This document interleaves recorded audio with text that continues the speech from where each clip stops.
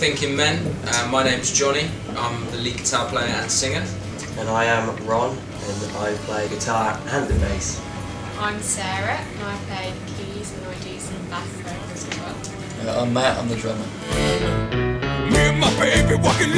Well, the band started out with me and Ronnie. One of our biggest influences was a guy called Carlo Cabran. We really loved his stuff, so we were reading a lot of that sort of thing.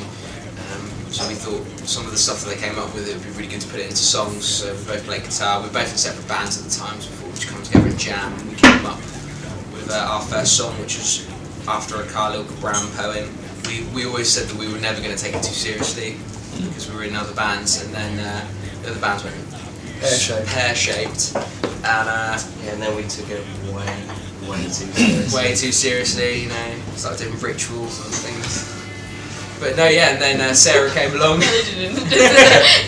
Sarah came along like she was born suddenly. Yeah. I was Sarah born out turned of up. Sarah one was of the rituals. we gave birth to Sarah, and she's an amazing keyboard player. So we got her in the band. She was cut down in the dead of night. I reckon it's a concoction between Tom Waits, Johnny Cash, and the Beatles. I think it varies, like, depending on what kind of mood we're in, what kind of stuff we're listening to at the time.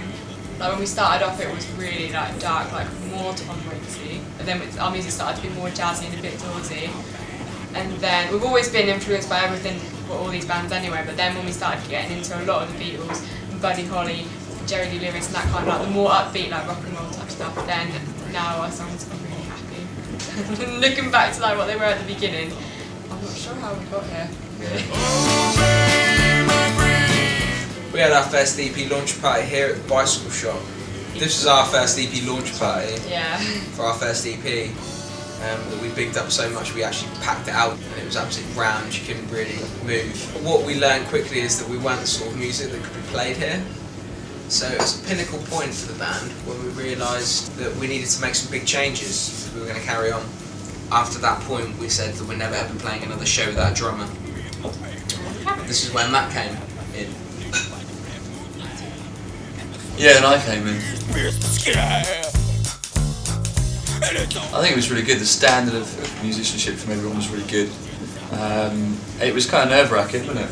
I was very nervous, probably the most nervous I've ever been in my whole life. It was kind of nerve-wracking. It was good fun. I mean, the sound was great, the venue was great, so we were like, really impressed with what we had to work with there. And then they called our names out at the end of the night, and He went crazy. I've never jumped so high in my life. So embarrassing.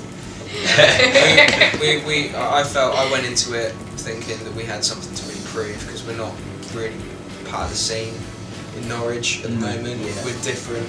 So we went in there saying, actually, we're just as good as these other bands that are in Norwich. We're just as good as The other bands in Norwich. the other bands. We definitely know now that we've got what it takes. Now it is just a matter of who plays the best on the night, I think. Yeah. Really. I think everyone's really deserving, really. It's just going to be no case of who puts on the best show on the night, and who's the tightest, who doesn't let the nose get to them, that sort of thing.